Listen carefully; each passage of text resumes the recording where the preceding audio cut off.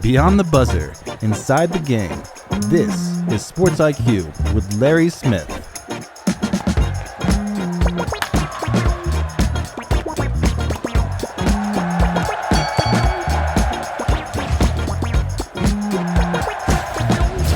It's Monday, August 11th, and I hope you had a great weekend. I am traveling, and I will say the term out of pocket. My kids say that means something other than not available, but you get what I'm saying, right? So we have a couple of college football guests in case you missed them. Hondo Carpenter is a veteran sports writer covering Michigan State, along with a lot of other teams. He's a busy dude. And he told a story of an encounter the two of us had 20 years ago or so when I was still with CNN Sports. He's just a tremendous storyteller and journalist. You're going to love this. And Tom Hannifin covers Penn State and always has a lowdown on the Nittany Lions as we talk to him ahead of the season. We appreciate you being with us, some veteran sports journalists who have done this on the highest level and working hard to be consistent with smart takes and chats with even smarter people every day, Monday through Friday, here on the Sports IQ. We start with Hondo Carpenter. We're talking today the Michigan State Spartans. Hondo, welcome to the show. Hey, buddy, thanks for having me on. I'm love talking Michigan State. I'm looking forward to Big Ten Media Days and talking to Coach Smith and the players later today. Yeah, awesome. That's outstanding. You know, that's one thing, Coach Smith coming in. I got to go back to the scandal a couple of years ago with a team, a program that just was riding high, everything going well. And boy, these darn phones just really kind of get in the way sometimes. What scandal are you referring to? I'm not familiar with any scandal that had to do with Jonathan Smith. No, not Jonathan Smith, his predecessor. Oh, yeah. Oh, yeah, okay. I'm going to take a little page out of Harry Potter. And you talk about he who should not be named. Let me just say this to you about Mel. So I broke the story. Michigan State was playing a basketball game at Illinois. I was there, and I broke the story that Mel Tucker was hired as the coach and said at the time, I didn't support it. I thought it was a terrible hire. The people in Colorado, I'll tell you a funny story. So I was reaching out to people who I'm close with at Colorado saying, I'm hearing Mel Tucker's the choice. Now you have to understand, Michigan State was turned down by multiple people. Right. Nobody wanted the job. And so I'm getting told, Hondo, I can tell you right now, he's not leaving. So that night, I get the text, they're finishing the deal. So I text this person. He said, I am literally at an event with fans and alumni, and everyone's talking about Michigan State and him going there. And he just told these people, I'm not going. I can't help the rumors. I'm not going. And I'm like, are you sure? So I'm calling my sources. I have, of course, multiple sources. I've done it a long time. That doesn't mean you're good. It means you're old. And they're like, and then finally I get the call. All right, the deal's going to be done in 30 seconds. My story was written, report it in 30 seconds. Now, this is somebody directly involved in part of the entire process who knew it was done, who'd given me multiple stories in the past. I trusted them with my life. And I was literally told by a friend at Colorado, Hondo, don't push publish. You're going to look stupid. There's no way. He goes, I just talked to the man 30 seconds ago. I heard what he said to the crowd. There's no way he's coming. Wow. So I get the call, publish it. I publish it, break it. And an hour later, he's like, oh, dude, he's gone. and here's the funny part is a lot of the people there didn't want to keep him. And so when people were asking him about leaving, it was a hey, are you going? Kind of like almost, no, I don't know where that's coming from. I'm not going, whatever. And I was never on the Mel Tucker bandwagon ever. I'm proud of that. I took a ton of grief from people. I had people who said, well, it's just racism. Well, how's it racism? Well, first of all, my son is Filipino. My granddaughter's black. It has nothing to do with racism, you stupid morons. It has to do with he's not a good guy and he's not a good coach.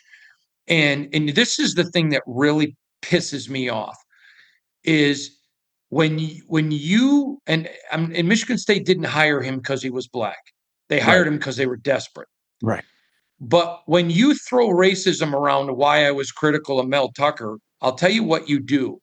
You hurt the next guy coming up who's a great coach, because then people say, I don't want to touch a person of color, because if you have to fire him, they're going to call you a racist and all these evil names. I believe this. I think there are great coaches who that's hurt them. Agreed. It's absolutely hurt them. And I think it's ignorant. And I didn't like Mel Tucker because I didn't like Mel Tucker. I could give a crap about the color of his skin. And there are multiple coaches that I would have been thrilled. And by the way, promoted them to hire. Yeah. I think the best coach right now that's not a head coach in the National Football League is Patrick Graham, who happens to be black, but I don't give a crap. Yeah. I could care less about the color. Just give me the best coach. Yeah. And anyways, my point is that Mel Tucker hurt Michigan State. But more importantly, he hurt his family, and which matters more than anything else. And it's a classic example of schools panic. Michigan State knew that Mark D'Antonio was leaving. I had been reporting that. I expected him to wait till after the year so he could name his successor. Okay, which I thought was a terrible disgrace to do to Michigan State with all that they had done, giving him exponential wealth. So now, in my opinion, you're going to try to manipulate the process. Okay. And so they knew it was coming. I had talked with people and told them, listen, you guys know me. I don't report things looking. I'm telling you, I think he's leaving. I think he's waiting to name his successor. And whatever. But the point is they should have been more prepared. I'll tell you a story. So they offer the job to a man. I'm not going to tell you who it is because it doesn't matter. And he was interested in the job, but he said to them, I'll take the job, but you have to name it now. I'm not going to wait till after signing day and have to lie to all these recruits. I'm a man of integrity. I'm not going to wait till after signing day and take the job.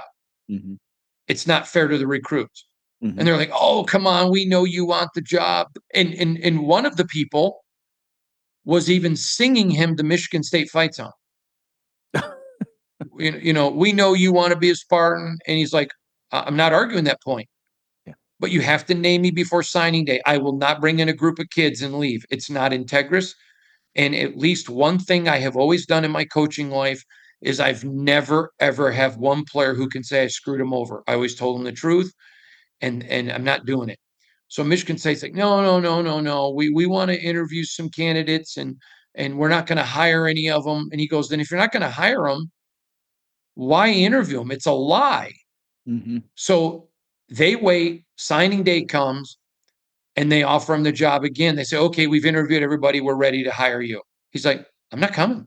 I told you I wasn't coming. Wow. You didn't believe me. Michigan State is, and let me just say this. I love Michigan State. My earliest memory of my life is sitting in the high cathedral of the Spartan Nation, Spartan Stadium, and watching Michigan State beat Michigan in football. And after the game, my dad just held my leg and he said, we're going to sit here, son. And I go, why? We won. And everybody's cheering. Everybody's going crazy because it's un-American to like Michigan in anything. And they're just evil personified if you're a Spartan. And he said, son, I don't care if we win national championships. I don't care about anything. He says, but whenever we beat Michigan, it just means more. And I want to make sure you never forget this and you raise my grandchildren to hate them.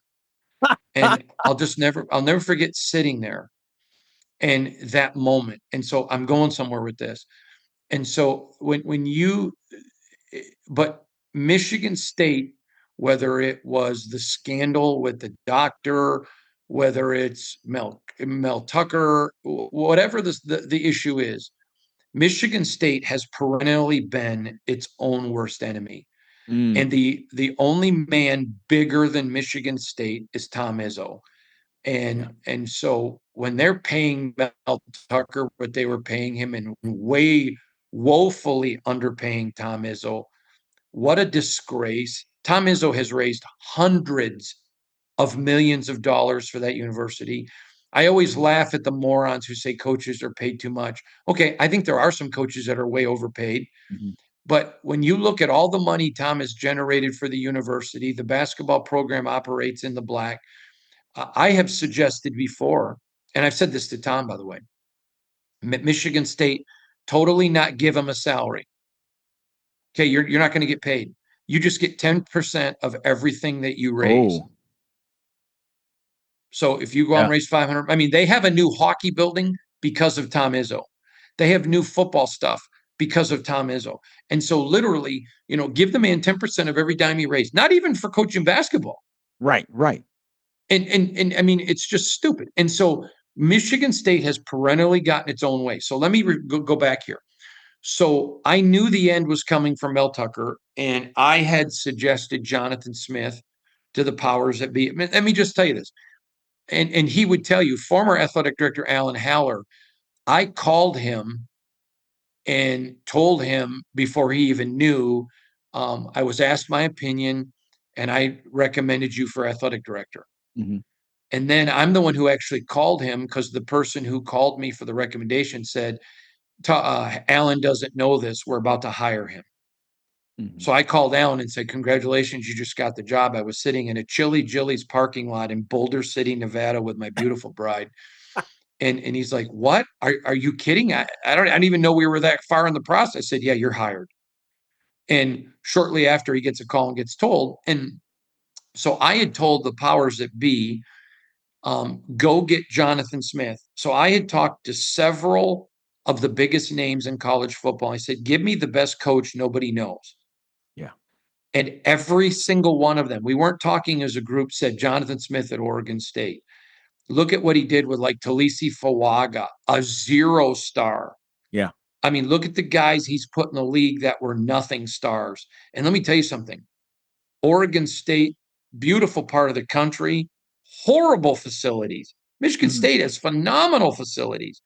And this guy was getting players, no stars, developing them. Then other teams were coming in and buying his players after he developed them, or they were staying and going to the pros. This guy is a tactical genius. He is terrific at what he does. He puts together a great staff. So I said to this person, here are the coaches I talked to. Call them for yourself. Go get Jonathan Smith. I actually broke the story that Jonathan Smith was getting the job. I'm going somewhere with this. It isn't just a pat Hondo on the back conversation. I know that. So they get Jonathan Smith and he comes in. Now, year one, the cupboards were not empty. They had been torn off the wall and used for kindling. Mel Tucker left that place in a disastrous mess. I had said if he got them to bowl eligibility, it would have probably been the best coaching job in Michigan State history. And most people forget Michigan State has multiple national championships. Right. And so they did not finish strong. That had a lot to do with injuries. But here is where I'm going with this, gentlemen. I've been talking to some of the biggest names in college football. And one of them said to me, and if I named him, you and every one of your listeners would know who he is, one of the most famous people in the game. He said to me, I'm thinking about getting out. And I said, why? He said, it used to be that we had the best facilities, best coaches. We got great education. We put a premium on education. Our guys graduate and I get them to the league. He said, but it doesn't matter anymore. Now, some accountant from Florida Atlantic, which has nice facilities for a little school, but it isn't this guy's school at all. They're never going to compete for a national title. He says, all of a sudden he can say, hey, I know this corner who happens to be a 5-star. I'll pay for him. He goes, and these kids now don't care about the facilities. They don't care. They don't care about, can you get me to the league? They just see $1 million now. Yep. And so what happens is the game's change. Now, let me just say something. I'm fully in favor of NIL, and I want to tell you why I am. So years ago, I'm driving through campus, Michigan State's campus, and it's Thanksgiving Day, and I'm driving to my mother's, and I see one of the stars for the Michigan State football team sitting on a bench. Now, I'm still friends with him today, by the way. Mhm. And I said to him, "Hey, buddy, what are you doing?" I said, "You didn't go back home to be with your family?" He goes, "No, I couldn't afford a bus ticket." Mm. Now, I want you to listen to me for a minute. This guy had two parents that both worked. His dad worked two full-time jobs. His mom worked one full-time job. They had nothing. In fact, one time, you're going to think this story is amazing. After this, I'll tell you another one after this. I'm not trying to monopolize your show. I'm trying to No, you're explain good. the state of college football. Yeah. Okay. And do you know they were selling out of his jersey at $175 a piece, selling out, making tens of millions of dollars, and he got nothing. It was his jersey. I'm sorry, that's immoral. Yeah. You could give kids a bagel, you couldn't give them cream cheese. Yeah. And so what happened is the greed of the adults. If one more moron comes to me and says, NIL and these greedy players are destroying the game, I'm going to bust their dumb asses in the face and say, no, the greedy adults ruined this game. The greedy adults have, because all the kids are doing is following the example of the adults. And the adults were, I'll tell you a great story. When they add UCLA and USC to the Big Ten, which I'm fine with that. I don't care. I understand. Just don't lie and say it was because they're great educational schools. Right. Because Tom Izzo actually makes his kids go to class. So you play a 9 o'clock game in Southern Cal. It's over at 11. You leave at midnight. Then you have a 5-hour trip back to East Lansing and a 6 o'clock class, and Tom Izzo makes you go. Don't tell me it's about the kids. Wow. It's not about the kids. Yeah. It has nothing to do with the kids. It's all about wanting money. So they're selling this kid's jersey. They're selling it, making tens of millions. He gets nothing. Yeah. And so, and I'll tell you another story about the kid. A year later, his dad calls me in tears. And his dad did not buy dentures because he wanted to give his son some money to fix his dilapidated car. Mm. And said, Hondo, he told me he wants me to get dentures and not fix and I don't want to, he won't fix his car. Will you please? I don't want kids to think he's poor because he doesn't have a car. And I went to this kid, and I'm very close with him even today. I look at him almost like a son or a brother. And I put my arm around him. I said, listen, I'm talking to you now like a dad. When you tell him go get dentures and you don't fix your car, you actually make him feel worse. Said he will look in that mouth with missing teeth and feel proud that you've got a jalopy car. Mm-hmm. Mm-hmm. I said, I said, real men want to provide for their kids. Mm-hmm. And so he did it. Anyway, so where am I going with this? Is now kids don't care about facilities. Now they don't care about, wow, Jonathan Smith has a great staff and he can get me to the NFL. Wow, Michigan State has an incredible stadium with a great game day atmosphere. They don't care about, wow, Michigan State has amazing facilities. And they do, by the way. That's all true. They don't care about that anymore. And whatever school you go to, if it's Florida Atlantic, whatever the school is, you want your team to win, write a check. And don't write it to the facilities. You write it to NIL. And so I don't think NIL has ruined the game. I think it's fundamentally changed it. I blame the adults. But now all of a sudden, you know, I told a group of Spartan fans the other day, I was speaking to a group. I said, and people were bemoaning John Smith. And I said, you literally sound ignorant. This is one of the greatest coaches in the game. But you can't expect him. You know, when my wife says to me, babe, for our anniversary, will you take me to a nice French restaurant? That's cool. I don't go to Applebee's. Right. I go to a French restaurant. Right. And so I said, you're asking him to do stuff that you've got to get him the money to do it. Yeah. Write him a check. And I'll tell you what, I'm just telling you, this is where Michigan State sits right now. Yeah. And they're going to have to figure out. That's why they have a new athletic director. The previous one was terrific, but he was an old school athletic director, and the game's not old school anymore. It's now all about raising money. It's all about raising money. Yeah. And so now you can be a guy who is a nerd that develops a computer program and sells it for $1 billion and go in and say, okay, fine, I'm going to donate 100 million to endow the quarterback position. Mm-hmm. Or and you can fundamentally change your program, literally change your program. Mm-hmm. And that's where the game sits today. And if you're a Spartan, you're thrilled with Jonathan Smith if you have a brain.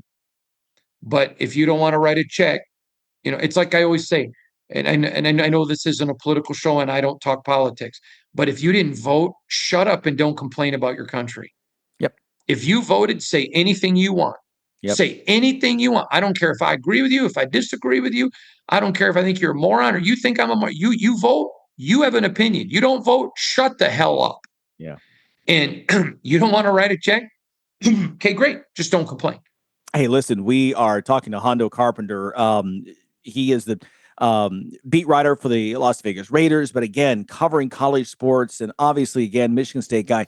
Hondo, stay with us. We're going to talk with more Hondo Carpenter. Quick timeout and more with Hondo after this.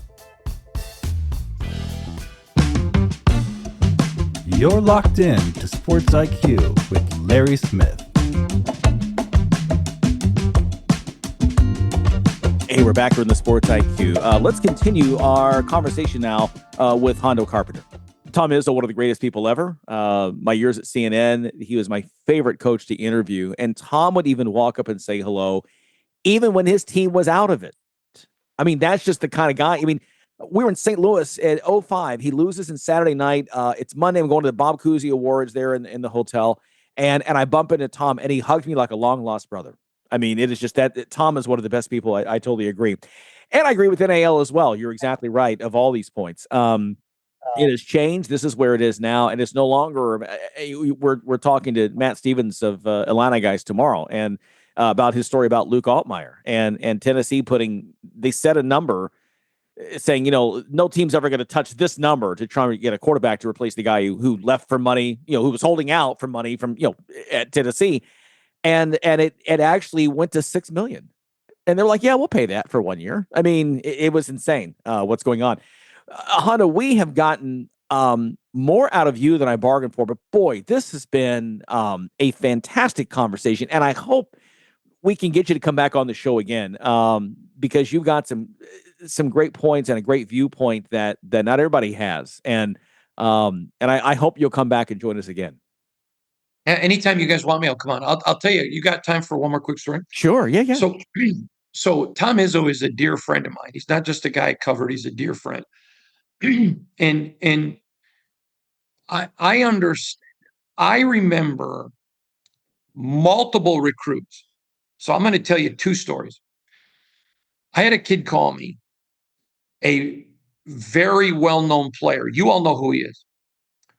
And this was before NIL. And he said to me, Hondo, I need your help. He was crying. I said, okay, what's going on? He said, I want to go to Michigan State so bad. But this particular school, he names the school, is paying my mom. And she said, the only way I can go to Michigan State is if they'll pay the same amount as this other school. Mm. She said that she spent all these years raising me. It's time for her to get some money back.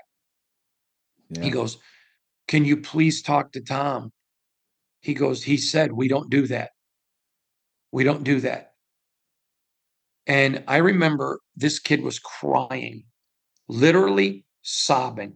Mm. And you all know who he is. All your listeners know he's a very famous player, great player.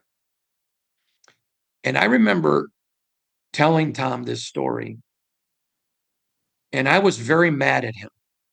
Mm-hmm. And I'm like, why don't you turn this into the NCAA? Mm-hmm. And I asked him, you want me to do it? I'll do it. And he said to me, Hondo, if I do, people are going to look bad at the kid. And he goes, I never, ever want to do something that hurts a kid. And it's not his fault the way his mom is. He goes, do I hate it? Do I hate it that our fans will say, oh, Izzo's lost the touch? So let me tell you, I have watched Izzo lose NCAA games to players that wanted to be Spartans that the other team paid. Mm-hmm. And fans, oh, Izzo can't recruit anymore. And I'm going to tell you a great story. Actually, I told you I was going to tell you 2 stories. I'm going to tell you 3. One time after Michigan State had lost a ball game to a player that really wanted to be a Spartan, he says to me that night I get back to the hotel, he texts me. Now remember, he's playing for another school. Mm-hmm. And I call him. I go, hey, buddy, congratulations. He says, don't congratulate me. I wanted to be on the team that lost. Wow. But yet he had been paid. Yeah.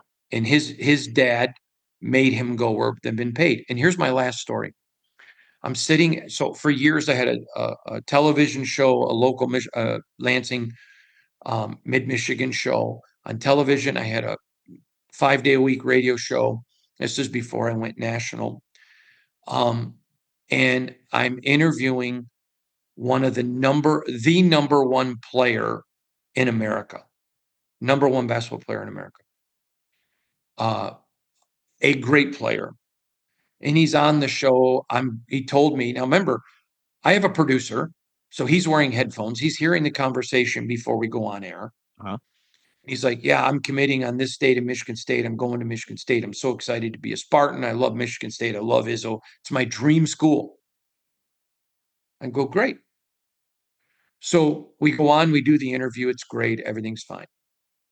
So the day before he's going to announce, I call him and say, hey, tomorrow after you announce, can you come on the show? Now, he's like, yeah. And I said, so because he had told me, he goes, I want to do an interview the night before to tease it. And I want to do an interview the next day. And I said, so, are you still going to come on? He's like, yeah. Uh-huh. So I had him on the show that night. And of course, we don't say he's committing to Michigan State tomorrow and all of this, but we're like, tomorrow's the big day, whatever. So we get done. And he says this to me. I just want you to know I'm not committing tomorrow. I'm like, why? He said, because my mom and dad got paid by this particular school. And I called Izzo today, and Izzo said, well, we don't do that at Michigan State, so you need to go there. And I'll never forget, all 3 situations, the kid wanted to go to Michigan State, and the adults in their life didn't care. And you want to know what's sad? Is these 3 recruits were lost to schools that people consider traditional powers. Okay? Not going to name the schools, but because I was asked not to. But all of those people have to live with, and they don't care, that your school bought that team before it was NIL. Tom Izzo's been to, what is it now, 32 straight NCAA tournaments. He's got more Final Fours than anybody else. Yeah. He's won a championship, been to a championship.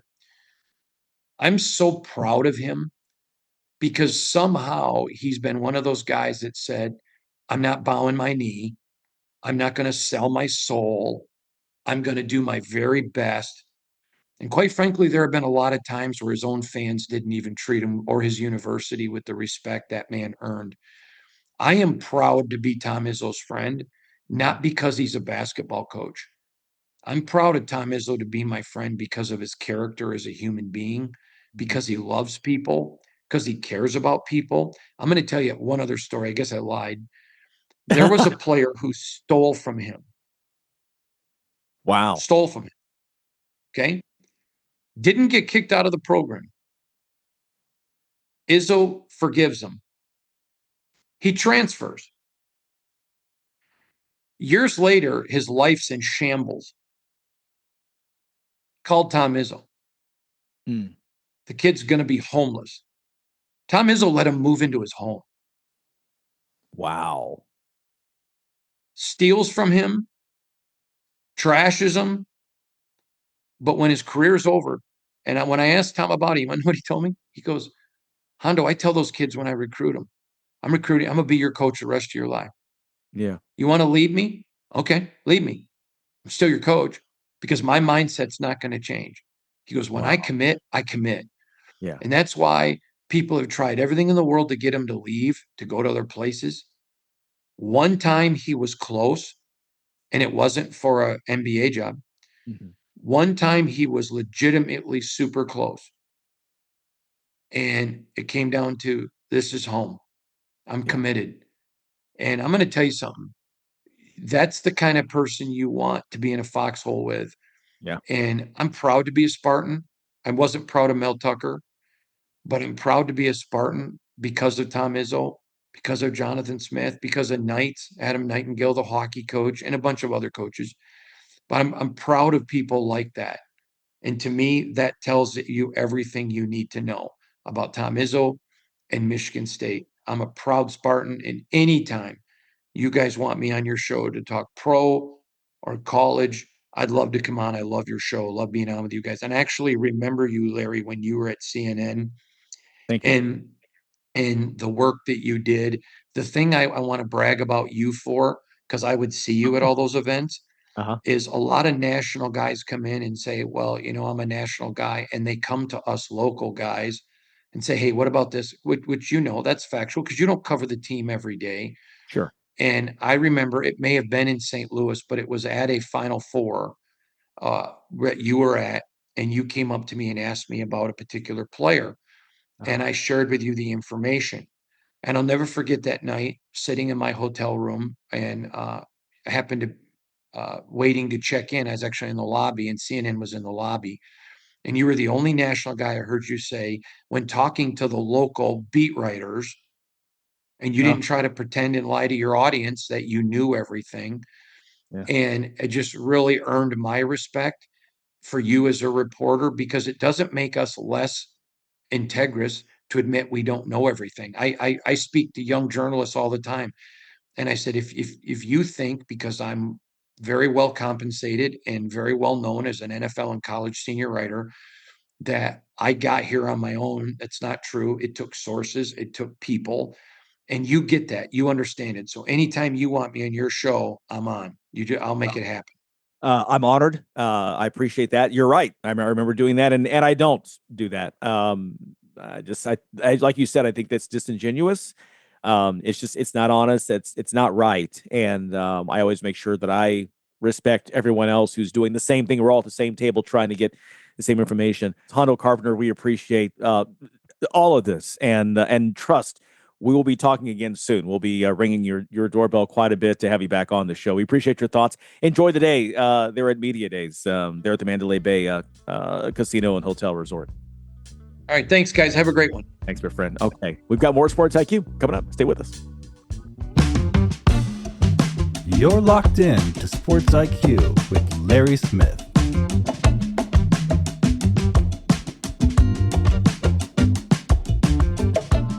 Talking college football, little Wisconsin Badgers earlier in the show. Let's now move to Penn State. Little different conversation because let's just be honest. Penn State expected to do more this year than Wisconsin. Fair enough. He is the host of the State of State podcast that he does with Justin King.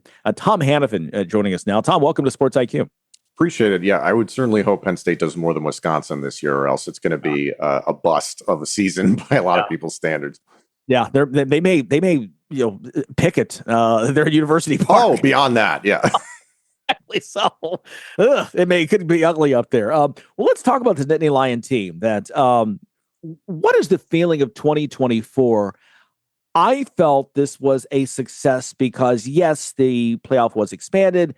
Penn State, because of the divisions, could never get past the Big Two in the Big Ten East. They finally get through, the renovations to winterize Beaver Stadium comes through, right, with everyone there, 100,000 plus. They don't go as far, obviously, as they would like, but I don't know how you don't see this as a success in 2024. Is there anybody who's not happy with it there?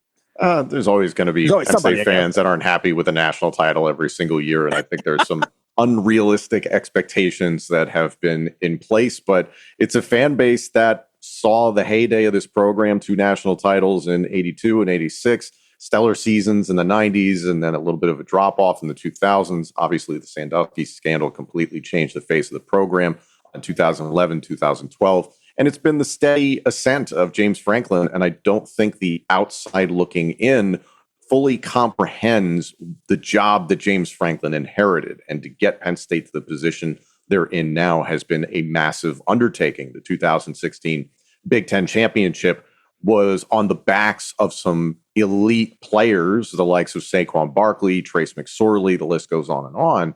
But it's now building consistency and depth. 10-win seasons have become the norm. The issue for Penn State fans is, okay, when are you going to get past 10 wins? When will you get to 11 wins? When will you get to a Big Ten championship? When will you get to a national championship? You talked about the 2024 season. I wouldn't even go back to the 23 season. I think it's been the story of Drew Allar since he was named the starter that year. I think in 23, everybody thought Drew Allar was going to walk on water. Well, he was a first-year starting quarterback. He was a sophomore. He was good. His second season as a starter in 2024, he was great. And now in 2025, he has the chance to be elite. And it's not saying that with Drew Allar's success to go the Penn State Nittany Lions, this is a very well-rounded team that they have this year, that they had this last year, the year before that. But Drew Allar, it's the same story he had in high school. He was a 3-star when Penn State started recruiting him. He was a 4-star at the beginning of his senior year, and only into his senior year was he named a 5-star. We've seen the incremental progress and growth of Drew Allar and the team as a whole. I think what Penn State did last year, making the Big Ten championship, was more of a surprise to people than making the playoff. I think the playoff with the expansion, people expected that. Now the expectation is that they compete for the national championship. The way I'm phrasing it and the way I try to stick to my guns is Penn State should credibly be able to contend for the national championship in 2025. But as we saw last year, things happen in the playoff that nobody really expected. Did people expect Tennessee to lay an egg against Ohio State? Did people expect Oregon to lay an egg against Ohio State? Did anybody have Notre Dame in the national championship after they lost to NIU? So it really is unpredictable to a degree, but I think Penn State's set up for success. I would agree with that. And I think that it's with anything, and you know this as well as I do, that the key, it's I always say in basketball that, you know, there are fan bases who want fan bases always want their team to do more than what they do, right? And like you're saying, like, okay, 10 wins, yeah, great. Who cares? Yeah, back-to-back 10-win seasons. When do you win a title? I've always talked about, like, in the NCAA tournament, I'm like, okay, the pinnacle for every team, yeah, you want to win a title, but your realistic goal should be getting to the second weekend. Because when you get to the second weekend in the NCAA tournament, you're elevated to the next level. And the reason that Gonzaga became a name, that Duke became a name, that UNC, Texas for a moment, you know, these Arizona, they were always in the second weekend. Houston right now is in there. Purdue is getting there. You've got to get to the second weekend. It's the same with this. I think Penn State is one of those teams, as you look across the landscape, to say, okay, when I'm looking at my, you know, going to pencil in the 12 teams or soon to be 16 teams are going to still be, you know, part of this new world. I think we're going to get there next year. Penn State, it will be one of those teams that's going to be penciled in. Like, they're just in the mind of everyone that you're going to be, and you have to at least be in that in order for a chance to win. James Franklin has this program there where they'll at least be in the conversation. If you're in the mix, if you have, what's the old saying? You got to be in it to win it. Mm-hmm. I mean, that's where Penn State is as a program. I completely agree. And looking at the schedule, it's favorable. You have 2 games, I think, that are coin flips, and that being at home against Oregon, September 27th, the first whiteout at night legitimately against Penn State's best home opponent since 2019. The networks have screwed that up for a number of years. And then you play at Ohio State on November 1st, and the storylines there with Jim Knowles returning to Ohio State after a national championship. I'm so intrigued by that. No disrespect to Indiana on November 8th. That's at Penn State. So you just kind of have to see what they look like. Was last year a one-hit wonder, or they for real? So you could potentially have 3 games on the schedule that are coin flips. And that's been the sticking point for Penn State. It's always so close yet so far. Can you split those games between Oregon and Ohio State? Hell, can you win them both? Can you beat Indiana? Can you beat Ohio State? Can you beat Oregon? Because every other team on your schedule, Penn State is expected to beat. And I think that's been the issue and the double-edged sword for Penn State and James Franklin for so long, is now you expect them to beat 90% of the conference. The question is, when are you going to beat that top 10%? And if Penn State's able to do that, it's an indicator of what they can do in postseason play. And then it's, what's your draw? Penn State, I'll be the first person to say, got the best draw of any team. They played SMU at home in 13-degree weather, and then they played Boise State. I think it was in Phoenix, and it's easy to say that was an inferior opponent to Penn State. And then you played somebody in Notre Dame who was obviously very good, made the national championship. So there's so many things that can happen. Depth, health, all those things are becoming even more important, and Penn State dealt with that into January last year. So they still have players on their roster that are recovering from last season, getting ready for training camp that begins on Wednesday, July 30th. So it's like there's a whole new world of college football. To your point, there's the assumption you'll make the playoff, but what does your team look like by the time you get to December, January? It's a complete, it's a crapshoot. Yeah. What do you think they learned? There are only a few teams now. I mean, there's only 12 that can say, hey, we went through this new postseason setup in college football. There's only a smaller number that can say, hey, we won some games and went deep into this thing. What do you think Penn State learned, the coaching staff, the players, the program, the fan base learned from that experience of getting a chance to go to the playoffs, to experience that? How has that changed this program now going into the new season? Yeah, I think it's, again, coming back to what I said about depth and health, and it's just making sure that your roster is as intact as it possibly can be in December and into January. Hell, Notre Dame, I believe it was their starting left tackle, went out against Penn State or in the national championship. Like, they had key players go down at some really, really critical times. So you want to do everything you can to try and have as much depth as humanly possible. Availability is the greatest ability, as they always say in sports and in football specifically. I think a lot of the issues from last season, people are pinning on Drew Allar. Not necessarily justifiably so. Yes, he had a bad game against Notre Dame. And the storyline about him is that when he plays big-time opponents, he struggles. And granted, his numbers do come down. His completion percentage comes down. His interception percentage goes up. So it's something that has to be overcome.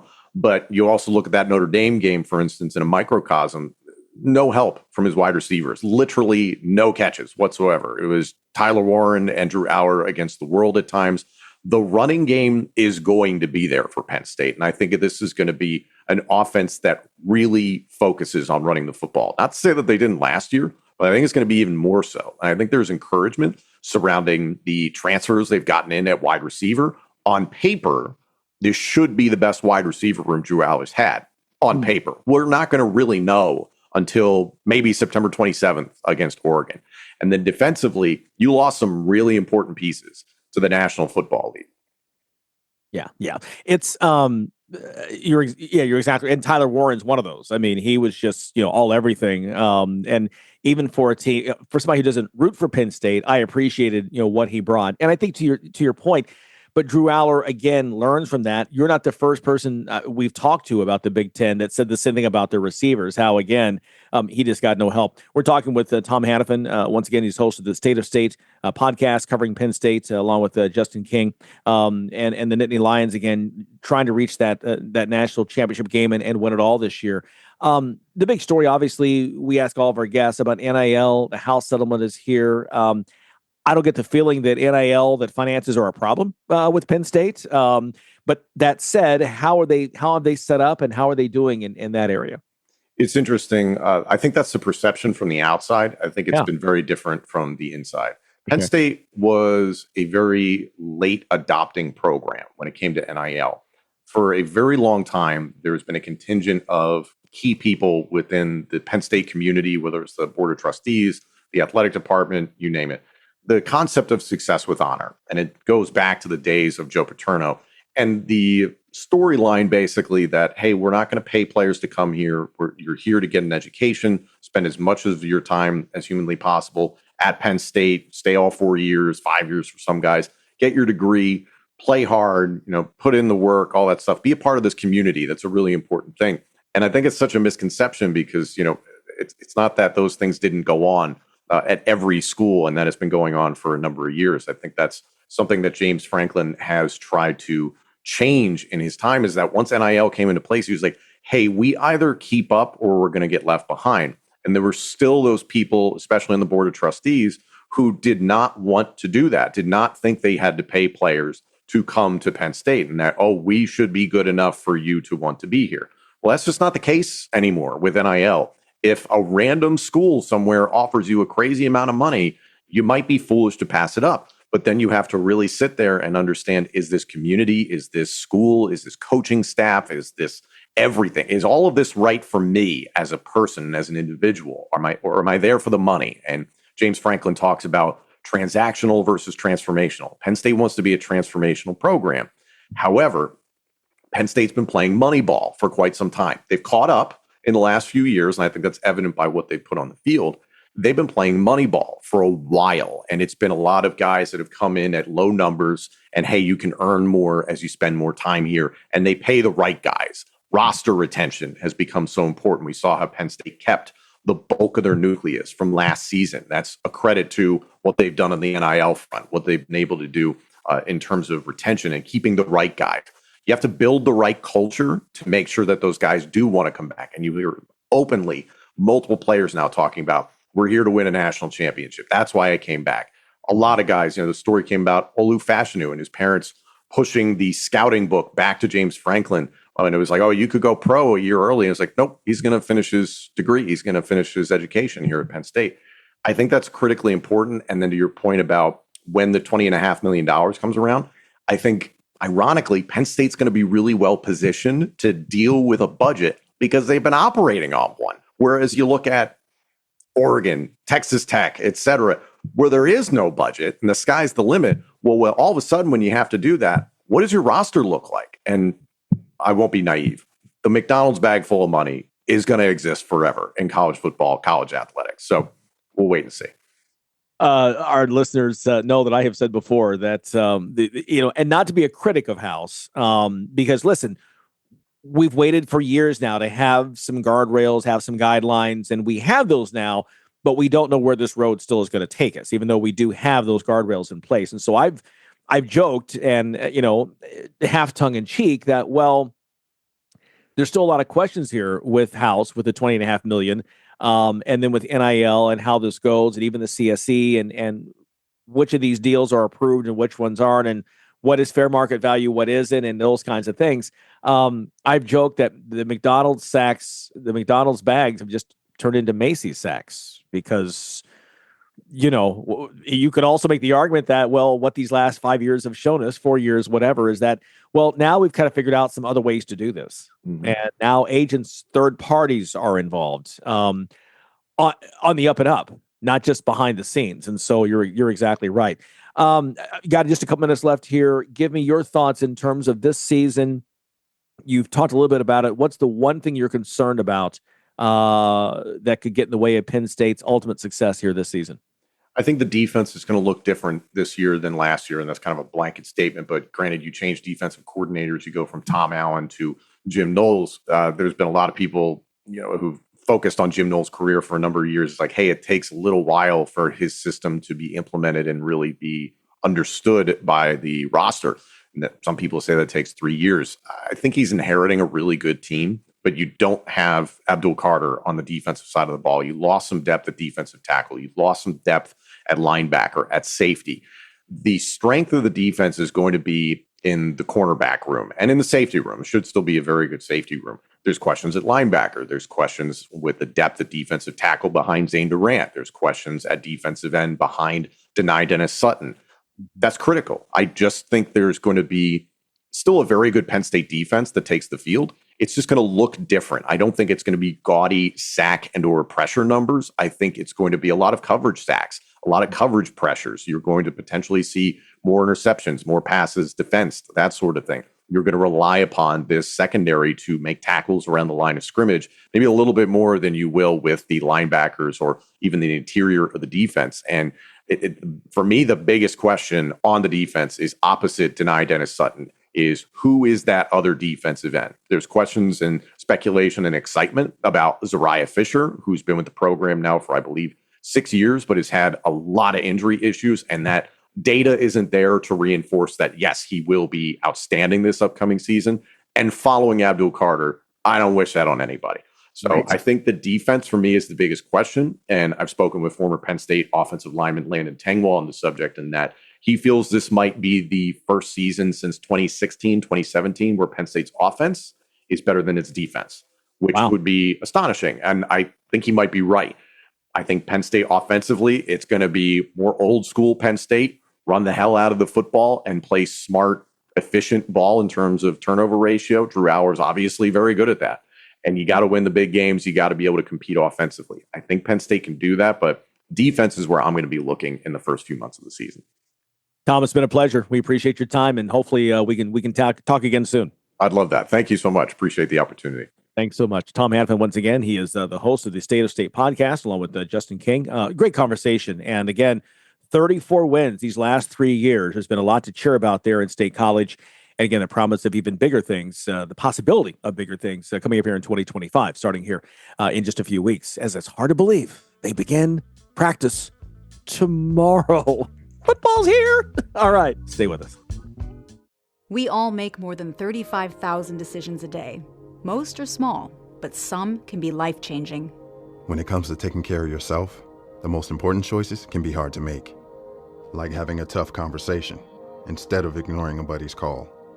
Or being there for support, not assuming things will just get better. Make the decision to be there for the veterans in your life, for your community, for yourself.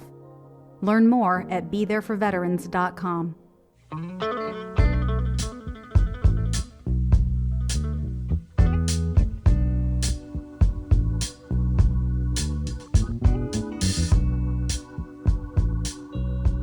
We say thanks for stopping in today, and say thanks again to Hondo Carpenter and Tom Hannifin.